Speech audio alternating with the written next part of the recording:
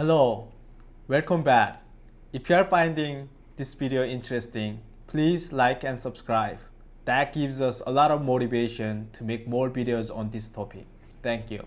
So I've heard that during the 1990s, North Korea went through one of the worst famines.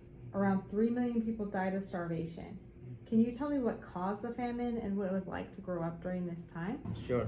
So after Soviet Union collapsed, North Korea couldn't get any support from foreign countries. That affected food supply system collapsed. Because North Korea was a communist country, everyone was rely on food distribution system. People didn't know how to survive without food supply from government. That caused a lot of people to death. I remember when I was young, I lived in countryside where there are a lot of mountains. I saw a lot of dead bodies coming in for burying in the mountains. It was really traumatized, and I didn't know how to process that. But same time, I have beautiful memory that one day my mom made a corn porridge, like bowl of corn porridge for lunch, and she had to go somewhere, so she sent me to one of the neighbor's house, um, just for them to watch me. And during the lunchtime, I had to eat the food that my mom made, but the mom at that family ate my porridge, and she gave me her food. Her food was a lot nicer. It was not porridge. It was actually like solid rice and some side dishes.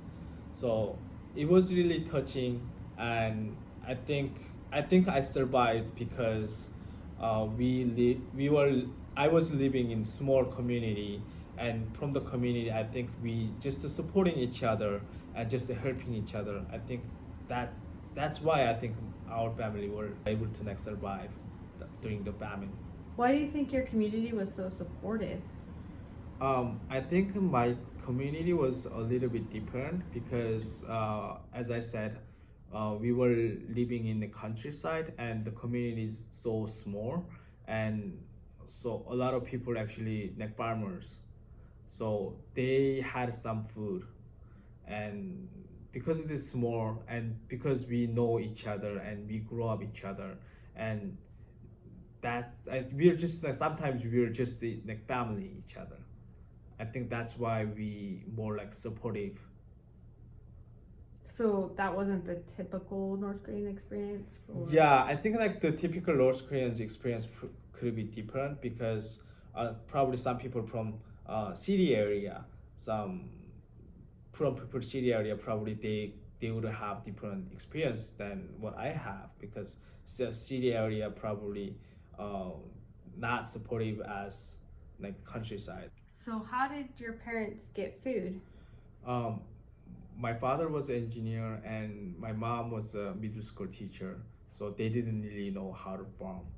And what they did was we had a extended family in countryside.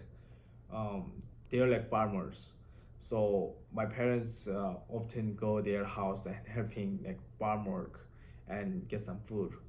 Um, Sometimes like if it's really hard situation, we just like go to extended families or people who have more food, just ask food, hey, can you please help? That's how we they would get food for us. And time goes by, my dad and my mom they started farming too, so we were able to get a little bit more food. And also at that time a lot of North Koreans starting like smuggling to China for food. And again same time like my mom like smuggled to China once and bring some food for us. um, yeah, it was really difficult time. Do you have any access to outside information? I don't think we had any access, but eventually a lot of people smuggling to China, and those people actually brought a lot of information into North Korea from China.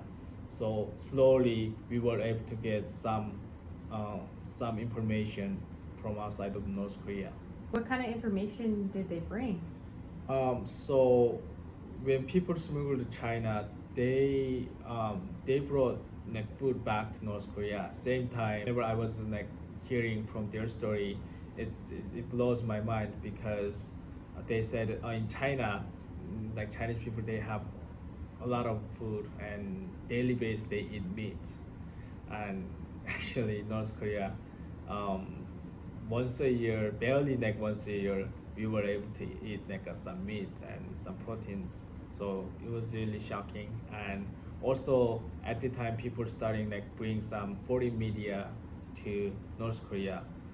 So for sure, like a lot of North Koreans watch like foreign media at the time, but for me, I didn't really watch any foreign media because once whenever you get caught by government, you get in big trouble. So my parents were really like strict about it, so I didn't really watch any. How did North Korea change because of the famine? North Korea was slowly allowing people to go to market, buying things and sell things, because North Korean government didn't function properly, and the market was the only place actually you can get food. Um, Actually, it used to be highly illegal to go to market and having that kind of small business because North Korea was communist country. But I think North Korean government realized that if they restrict on like market system, probably a lot more people would have been died. I think that's why they slowly like allowing people to have small businesses and going to like a market. So how would you compare the market system with the government distribution system before the famine? That's very good question.